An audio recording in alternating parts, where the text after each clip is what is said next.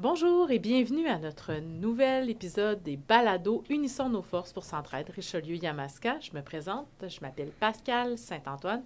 Je suis ambassadrice pour le cabinet de campagne pour Centraide Richelieu-Yamaska et je suis également présidente du conseil régional FTQ Montérégie. Vous savez, on a décidé de créer cette série de balados Unissons nos forces pour Centraide afin de faire connaître les différents organismes qui viennent en aide aux gens dans nos régions puis dans nos milieux.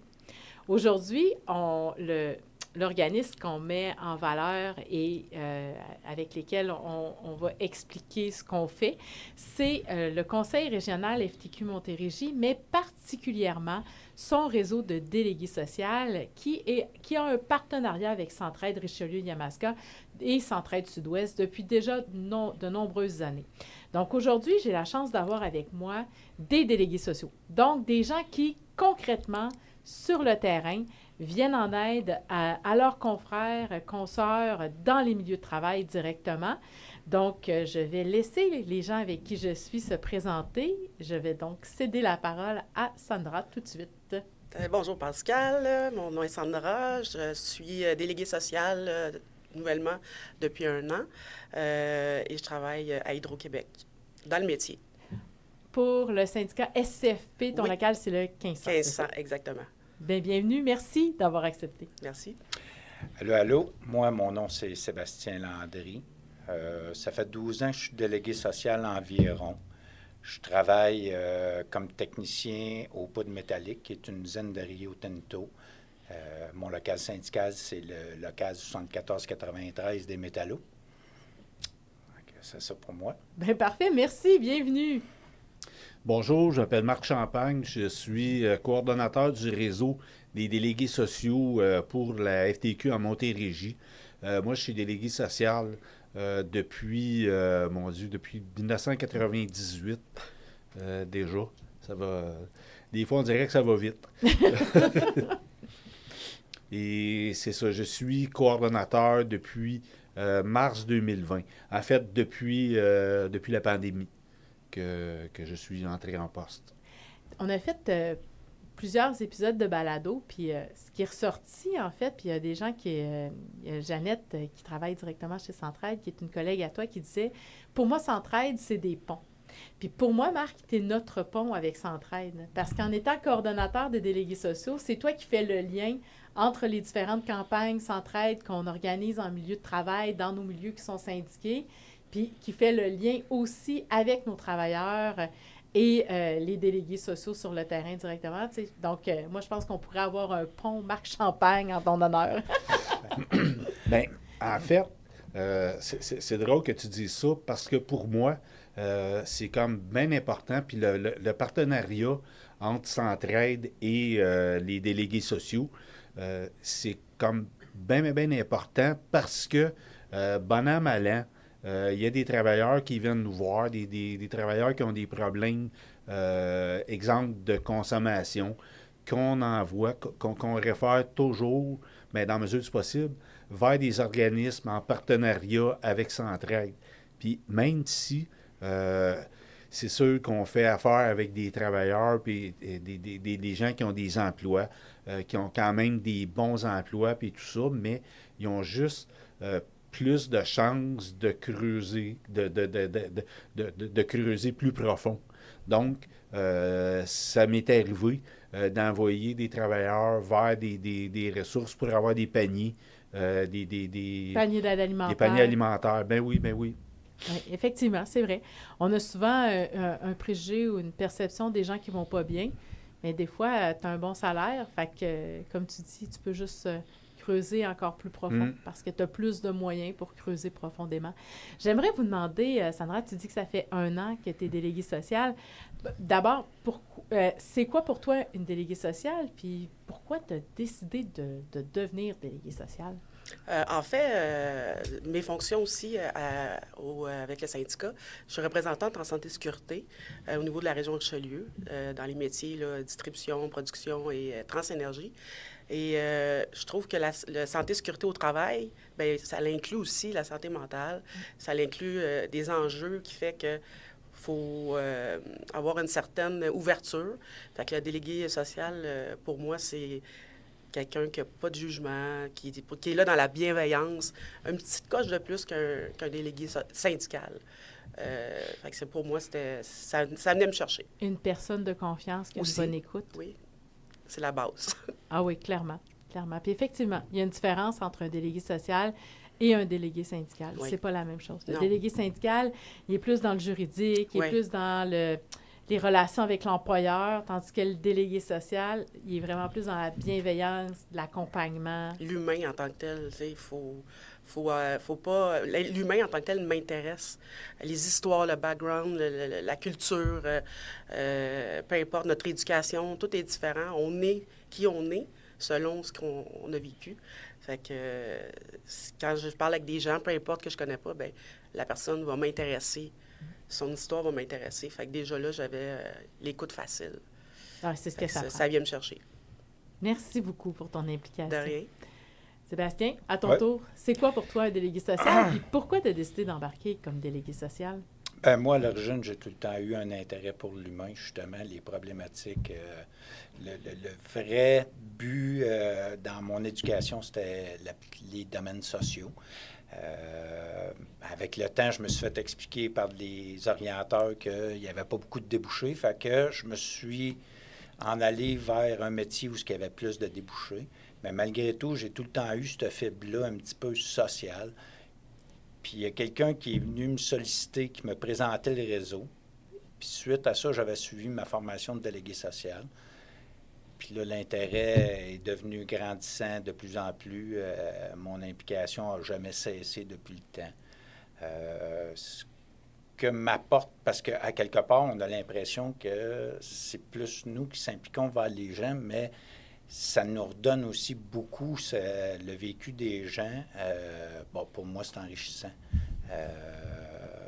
Fait que c'est le but vraiment, là, pour moi, de mon implication. Après ça, ben, je dirais que les valeurs qui sont importantes, aussi, ça prend beaucoup d'empathie. Pas de jugement, parce que souvent, les problématiques, ils peuvent nous heurter dans nos valeurs. Mais il faut garder cette distance-là qui fait que la personne, quand elle vient communiquer avec toi, elle est à l'aise de vraiment aller en profondeur dans sa problématique, puis sans sentir qu'il y a un malaise qui s'installe. Fait que moi, ça me parle beaucoup. C'est complexe, mais en même temps, c'est ça, c'est enrichissant. Moi, j'ajouterais aussi que, pour que le monde comprenne bien c'est quoi votre travail puis ce que vous faites, des fois, on est dans notre milieu de travail, puis on a des collègues qui vont super bien, qui sont super fonctionnels, comme on dit, des bons travailleurs, là, ça rentre toujours à l'heure, ça fait ses affaires, ça va super bien. Puis là, tout d'un coup, souvent, ça vient de la part des employeurs, mais des fois, c'est d'autres collègues qui vont nous dire, écoute, ça va pas bien du tout, là.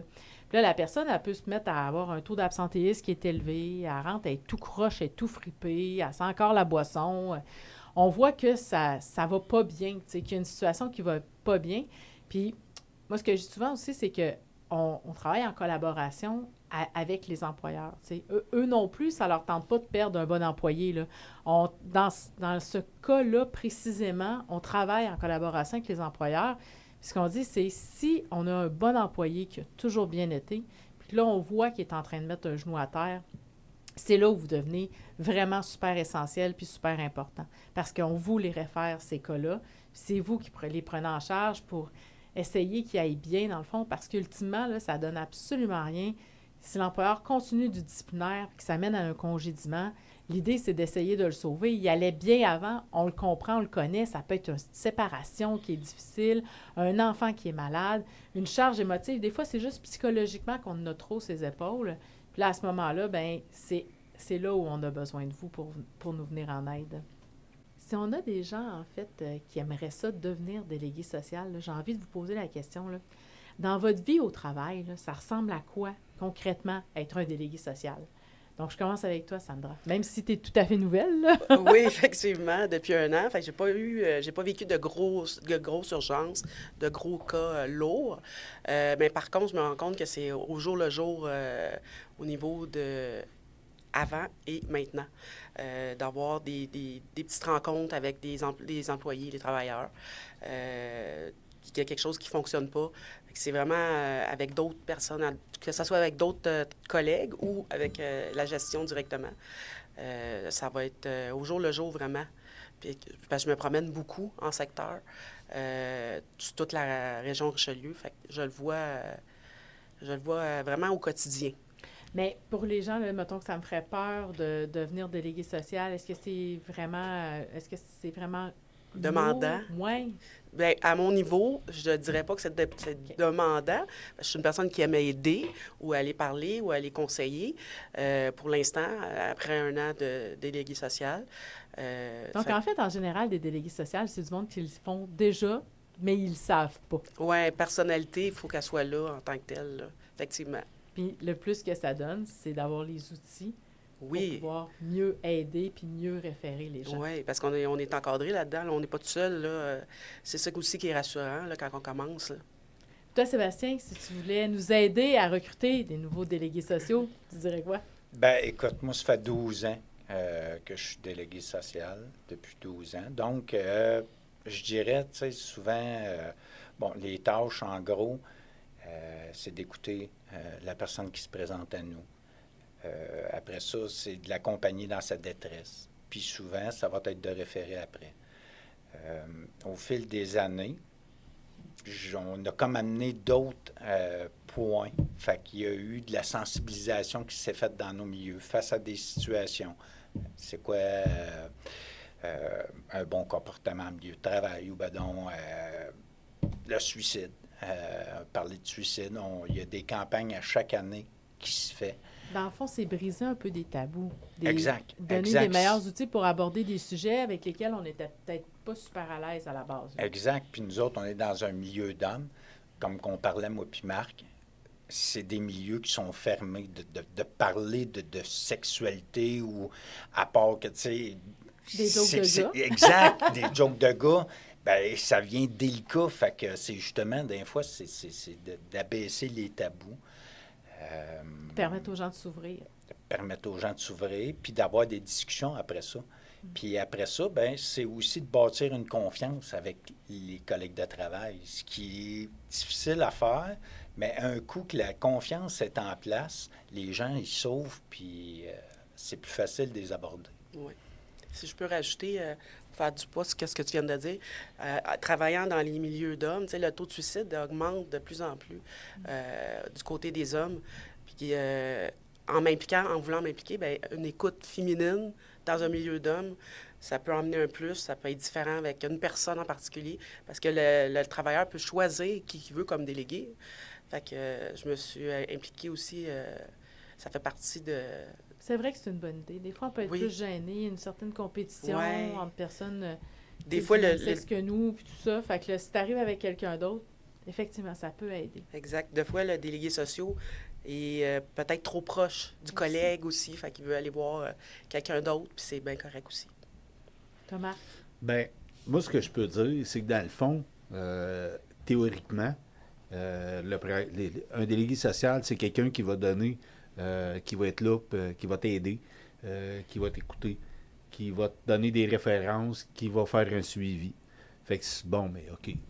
Un coup que tu penses que tu as ça, c'est correct, mais ce que les gens me disent à chaque formation, les gens ont peur de comment ça va se passer après, mais on est aux alentours de 3000 au Québec.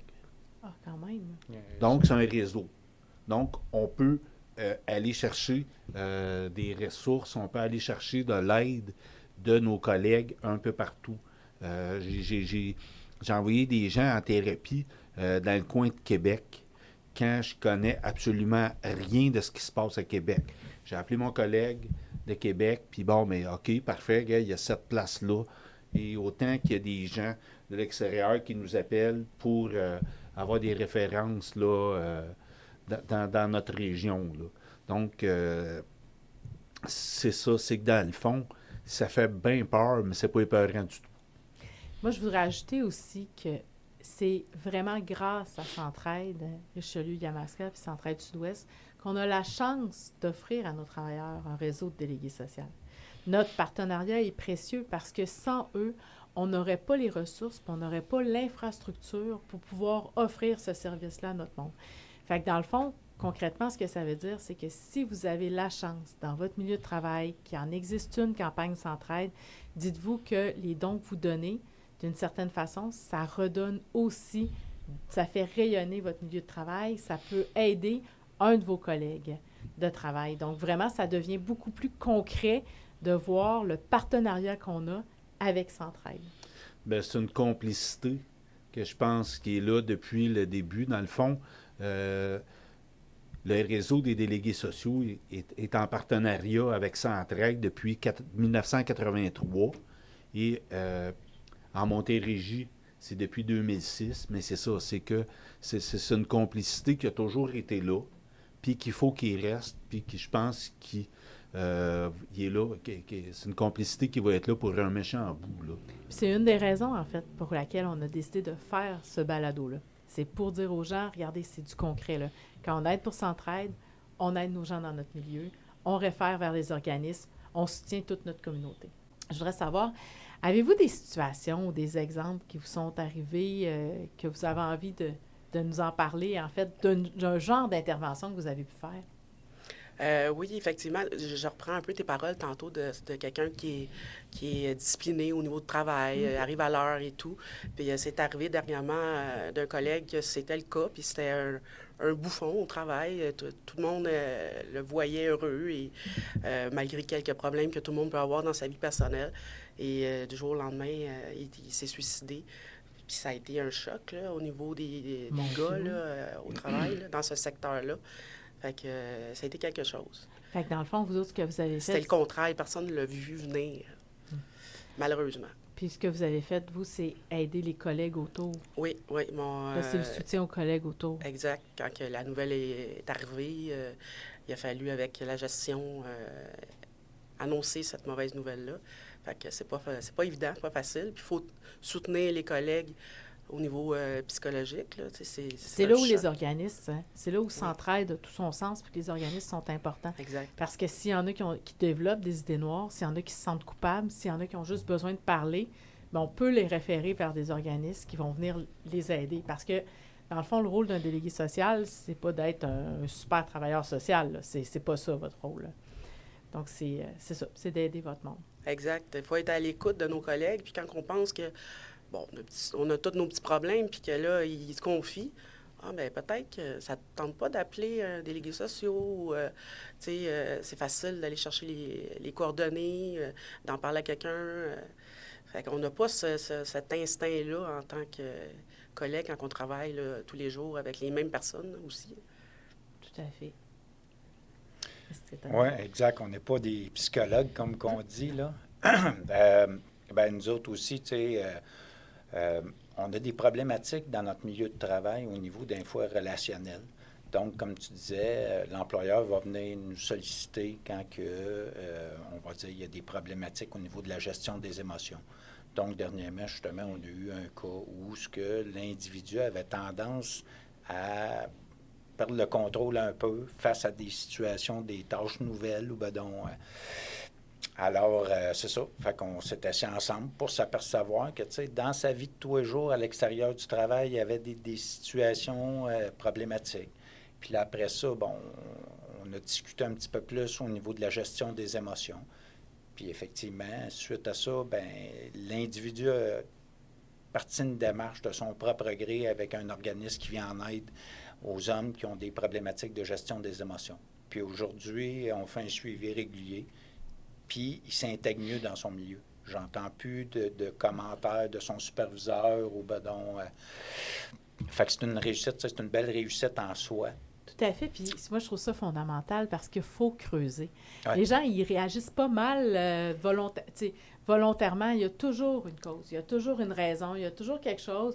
Puis, tu sais, on met tout un masque, là. Fait que, tu sais, des fois, il faut aller au-delà du masque, percer un peu la coquille pour comprendre ce qui se passe. Puis, au final, c'est la personne, elle va mieux après. Oh, et puis la santé mentale, tu sais, c'est pas juste un événement, tu sais, c'est un enchaînement de situations qui peut t'amener à longue à perdre le contrôle. Là. Complètement. Bien, merci beaucoup. Toi, Marc, avec ton expérience, tu dois en avoir une ou deux. Oui, bien, il y avait, si on prend l'exemple là, voyons, d'un gestionnaire, d'un contremaître là, qui sait comme pas quoi faire avec un travailleur, ben, à un moment donné, un samedi soir, 10h30, 11h, il y a un contremaître qui m'appelle chez nous. Il y avait une travailleuse qui a fait, qui va pas bien, qui dit qu'il y a des propos suicidaires, puis ça va pas bien pantoute, là. Puis là, il m'appelle, je vais chercher, je pars de chez nous, je vais chercher la travailleuse à l'usine. En m'en allant, là, j'ai appelé à l'hôpital, à l'urgence, à l'hôpital là, dans ma région. À l'époque, j'étais délégué social dans mon milieu de travail. Puis, eux, à l'urgence, ils m'attendaient.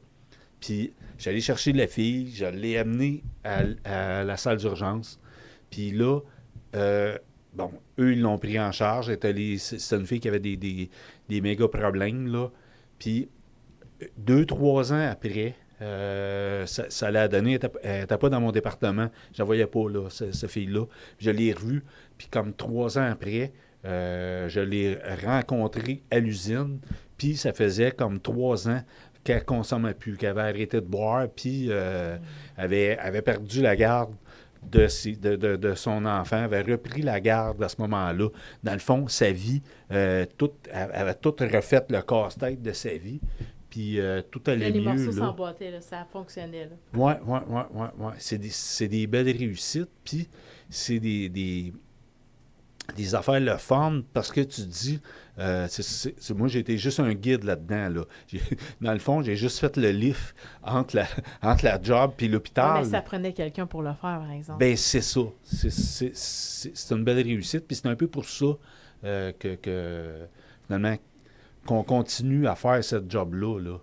Comme des gens. Dans mon cas, c'est quelqu'un qui l'a fait pour moi, qui m'a guidé. Quand t'en as eu besoin. C'est ça, exactement. Moi, j'aimerais savoir, toi, tu es coordonnateur du réseau de délégués sociaux. Donc, tu couvres toute la Montérégie. Nous, on a un bureau à Valleyfield. Toi, tu es à Sorel, il y a Richelieu, il y a la gang de Granby. Donc, vraiment, toutes les entreprises qui sont syndiquées avec des syndicats affiliés à la FTQ, tu es le coordonnateur de ce réseau des délégués sociaux-là. Je voudrais savoir, c'est quoi les services que tu donnes à nos affiliés? Donc, les formations, comment ça fonctionne pour devenir délégué social? Bien, premièrement, pour être délégué social, il y a une formation de base de délégué social qui dure 3 jours, qu'on donne à différents... Dans le fond, on va où la demande est. On est un peu nomade. On va donner la formation autant à Valleyfield, autant à Granby, autant à Brossard. On l'a donné à Contrecœur, on la donne un peu partout où les gens ont. Quand on a suffisamment de personnes, on va donner la formation. Il y a une formation aussi qu'on donne de prévention de crises suicidaires. Mm-hmm. Comment reconnaître les symptômes, puis tout ça. Il y a une formation, comment reconnaître la violence conjugale, les gens qui vivent la violence conjugale, autant femmes que hommes. C'est un peu les 3 formations qu'on donne, nous, comme délégués sociaux. Et c'est ça, c'est qu'on va former les gens, puis les délégués sociaux dans leur milieu, des fois, ils ont des questions, sont embêtés avec des dossiers qui ne peuvent pas aider leurs collègues. Bon, ben là, moi, je vais leur donner un peu du support, à savoir comment les aider, vers quel organisme se vouer. Où il y a des places qui, malheureusement, il n'y a pas de délégués sociaux, mais là, je fais office, dans le fond, de délégué social dans des milieux où il n'y a pas de délégués sociaux. Donc, si on a des sections locales affiliées à la FTQ, des syndicats qui sont intéressés, bien, ils ont juste à contacter le conseil régional FTQ Montérégie, puis nous, ça va nous faire plaisir de les former pour déployer le plus de délégués sociaux dans notre région. Donc, c'est... Ben oui, mais c'est ça. Plus il y en a, ben dans le fond, mieux c'est, et puis mieux les gens vont se porter aussi, là. Définitivement. Puis, je pense qu'à chaque année, tu organises aussi... Oui. c'est vrai, je l'ai oublié. On a, à chaque année, on organise une rencontre annuelle avec des conférenciers qui viennent, qui vont traiter de différents dossiers, de différents sujets. Habituellement, c'est au mois d'avril qu'on fait ça. On organise des webinaires pour aller rejoindre les gens. Les gens n'ont pas besoin de se déplacer, là, les gens de 6 à 8. Et les gens écoutent ça dans leur salon ou, sur le côté du lavabo en faisant la vaisselle. Mais c'est ça, avec des conférenciers, des conférencières pour aller encore chercher d'autres sujets là, pour... Approfondir certaines thématiques, dans le fond. C'est ça, exactement. Good, bien, c'est super. Je te remercie beaucoup. Moi, ce que je voudrais dire aussi, c'est que le Conseil régional FTQ Montérégie, on a un programme, en fait, le programme PAM, qu'on a mis en place en collaboration avec la Caisse d'économie des travailleurs Desjardins. Puis ce que ça fait, ce programme-là, c'est que si on a une section locale qui voit qu'il y a un travailleur qui a des difficultés financières, on fait des prêts d'urgence. Donc ça, c'est vraiment de l'aide financière d'urgence pour des situations particulières où là, le salarié a vraiment besoin d'un montant, puis on va lui accorder un prêt sans intérêt, puis on va valider avec lui pour étaler, ou elle, en fait, étaler les modalités de paiement. Puis c'est fait conjointement avec la section locale, ce qui fait que si le salarié ne rembourse pas, bien là, ça devient la section locale qui doit assumer le prêt. Donc, on a ce programme-là que tu administres aussi. Quand il y a des demandes, puis tout ça, souvent les sections locales passent par toi pour qu'on regarde si on va prêter l'argent. En fait, pardon. En fait, on est il y a deux personnes qui prennent la décision, là, moi et Jérémy, qui prenons la décision de savoir si c'est valable. Et, comme tu disais, pour pas que ces fonds-là se perdent, la section locale se porte garante du prêt de la personne, là. Puis le genre de situation, tu sais, on peut penser, entre autres, on a vu des cas, là, tu sais, ça peut être une personne qui fait de l'apnée du sommeil, puis que là, il s'endort sur le travail. Puis on dit, mais là, c'est vraiment un problème, mais la personne n'a peut-être pas le montant d'argent pour avancer le coût de la machine. Avant que les assurances remboursent tout ça, il y a un certain délai. Donc, à ce moment-là, on pourrait prêter pour ce genre de situation-là. Ouais. On pourrait faire un prêt aussi pour quelqu'un qui doit quitter son logement rapidement, mais qui doit quand même payer quelques mois de pénalité. Donc, à ce moment-là, on pourrait l'aider à assumer son logement parce qu'elle est dans une situation dangereuse puis qu'elle se trouver un autre logement. Mais à ce moment-là, on pourrait lui prêter des sommes, puis tranquillement, elle nous rembourserait. L'idée, c'est de ne pas perdre des sommes qu'on prête, mais c'est pas de faire... C'est sans intérêt, c'est vraiment ponctuel. C'est sûr qu'il y a quelqu'un qui aurait besoin à chaque mois d'argent pour payer l'hydro, on ne fera pas ça, là. Non, c'est ça, c'est des besoins vraiment ponctuels, vraiment urgents et ponctuels. Effectivement. Je voulais savoir, la question que je voulais vous poser. Est-ce que les besoins ont augmenté? Est-ce que vous constatez qu'il y a plus de détresse dans nos milieux actuellement? J'aimerais savoir comment ça se passe, en fait. Puis est-ce que ça a changé au niveau de l'âge? Comment ça se passe, dans le fond? Bien, en fait, de mon côté, je vais faire un peu de poids ce qu'il disait tantôt. Je me rends compte que, tu sais, avant, on parlait beaucoup de consommation, alcool, drogue, toxiquement. Voyons, je vais-tu le dire le mot? Puis le jeu. Mais aujourd'hui, c'est beaucoup les émotions, le contrôle des émotions. Je fais le tour souvent dans chaque département, puis il y a toujours une personne qui est comme plus à part pour telle raison. Puis c'est beaucoup le contrôle des émotions. Fait que les travailleurs ne veulent plus travailler avec telle personne, puis ça arrive dans différents départements de plus en plus. Fait que moi, c'est ça qui m'a surprise par rapport aux besoins et à la différence de ce que le monde avait besoin dans le temps, là, qui était plus concentré dans les consommations, là. Toi, qu'est-ce que tu as observé? Dans mon cas, moi, ce que j'observe beaucoup aujourd'hui, nous, on a fait face à une restructuration beaucoup du travail. Donc, il y a des tâches qui ont changé. Il y a des tâches qui sont, on va dire, plus complexes parce que avant, le travailleur rentrait sur son poste, puis puis il savait ce qu'il allait faire. Aujourd'hui, il va rentrer, puis la journée peut être chamboulée, genre, tu devais commencer la journée au mélangeur, puis fin de compte, tu te ramasses à aller gérer les travailleurs. Fait que ça amène une anxiété chez le travailleur parce qu'il ne sait jamais trop à quoi s'attendre. Puis, veut pas, ben on est quand même bien dans nos pantoufles, tu sais. Fait que quand on sait où est-ce qu'on s'en va, ben, c'est rassurant. Fait que moi, ce que je vois, c'est ça. C'est la cadence de travail qui a évolué dans notre milieu qui fait que les gens, justement, ça amène une détresse au niveau de le contrôle des émotions, au niveau de la confiance de la personne qu'elle a face à la tâche à accomplir. Donc, moi, c'est là que je trouve que, tu sais, plus ça va aller, plus il va y avoir des besoins parce qu'on en demande tout le temps plus aux travailleurs. On veut tout le temps amener le profit en avant, le profit, au détriment de, justement, la personne qui commence à avoir de plus en plus de difficultés à s'adapter. Puis aujourd'hui, ce qui est beau, c'est que ils ont mis un beau terme, c'est que tu ne pars plus en burn-out ou en épuisement professionnel. C'est un trouble d'adaptation. Fait que Oui. ça devient ta responsabilité. Tu as raison. Ouais, Le choix des mots est important. exact. Bien, je trouve ça super intéressant.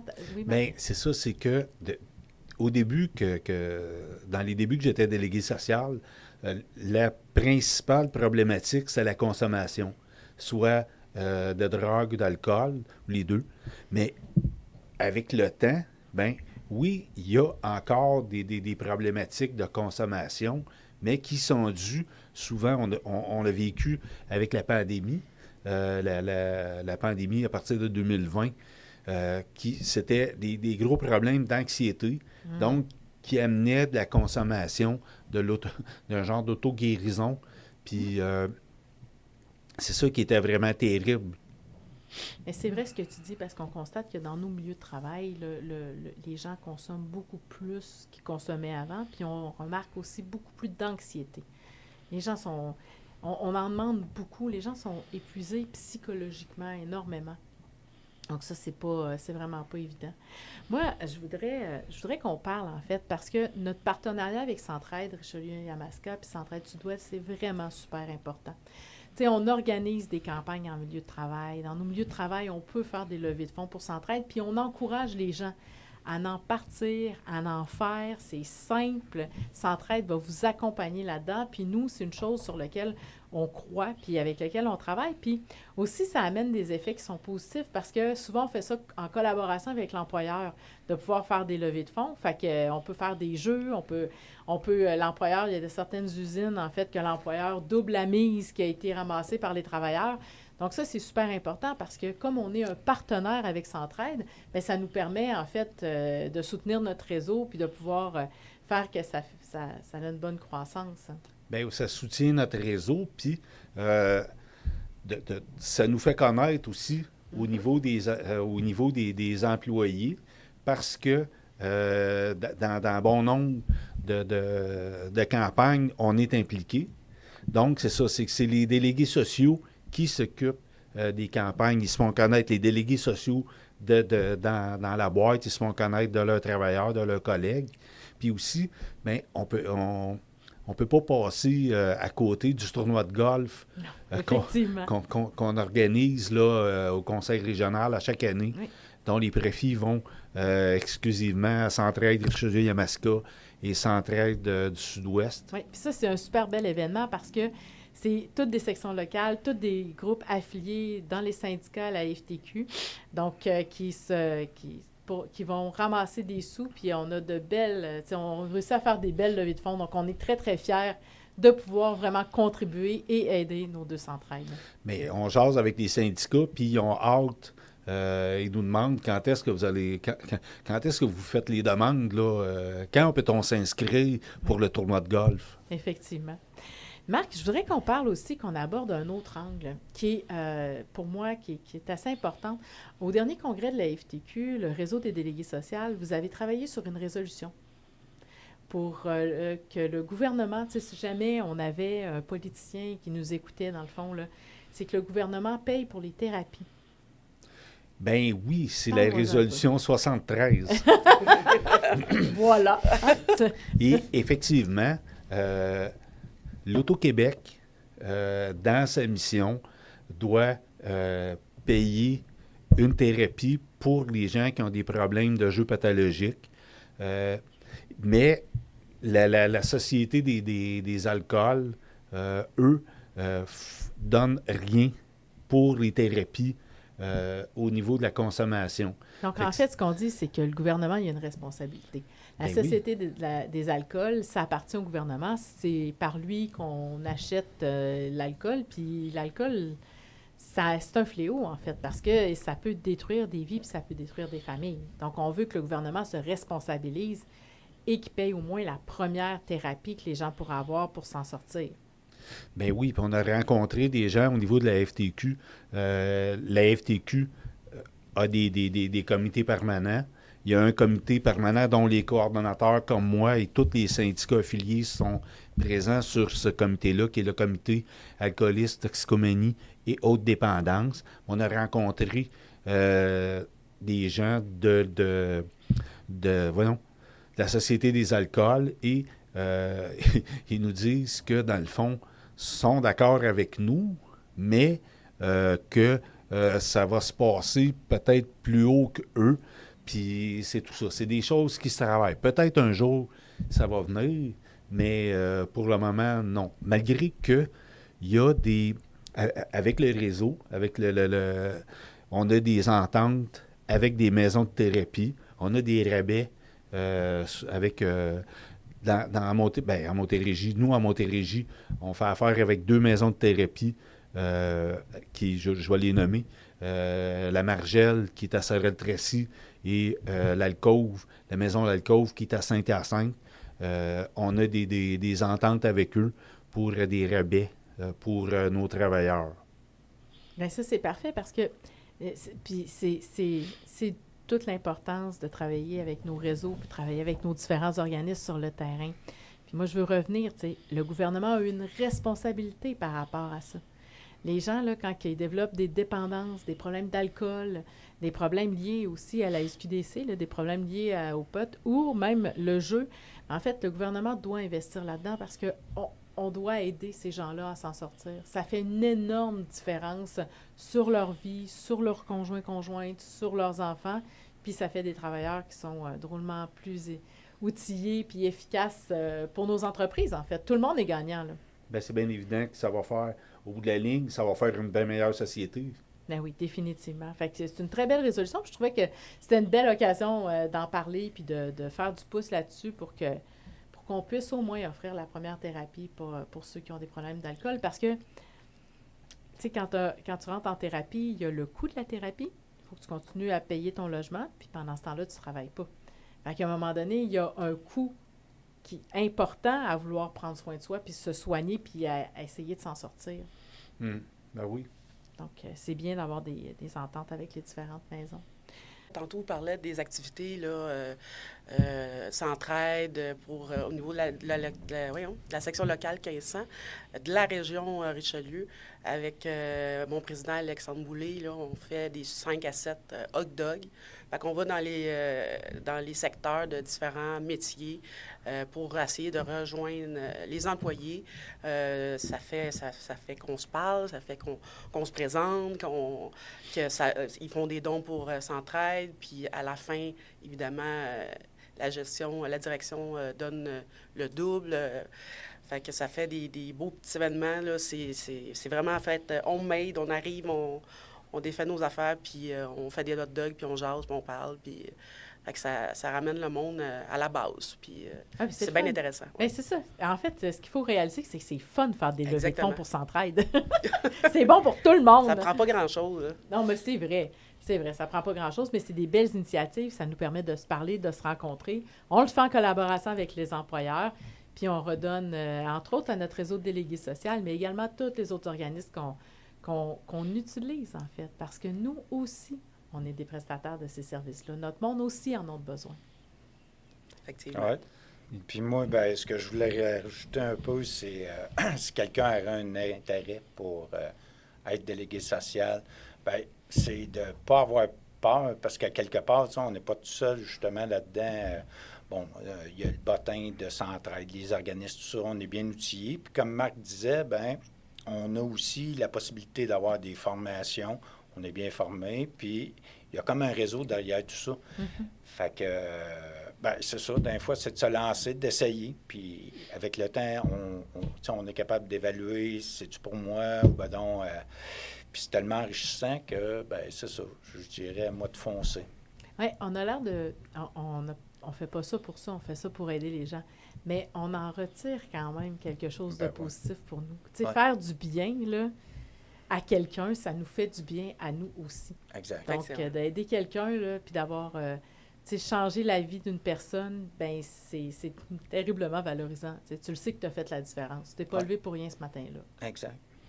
Bien, c'est ce qui nous fait, finalement, aller travailler, comme tu dis. C'est la petite bine qu'on a besoin. En tout cas, que moi, j'avais besoin. À l'époque, quand je travaillais à mon usine, j'avais pas j'avais pas la plus belle job, mais je me disais, bon, ben, en faisant ça, je vais peut-être aider quelqu'un, je vais peut-être sauver quelqu'un aujourd'hui. Fait que ça va à peine de me lever puis aller travailler. Je vous remercie beaucoup pour votre collaboration. Merci beaucoup de vous impliquer, d'être présent dans nos milieux. Puis merci d'avoir accepté de venir nous rencontrer pour le podcast. C'est très gentil. Merci à toi. Merci. Ah oui. Ben, merci Ça de fait l'invitation. plaisir. Ben oui, ça.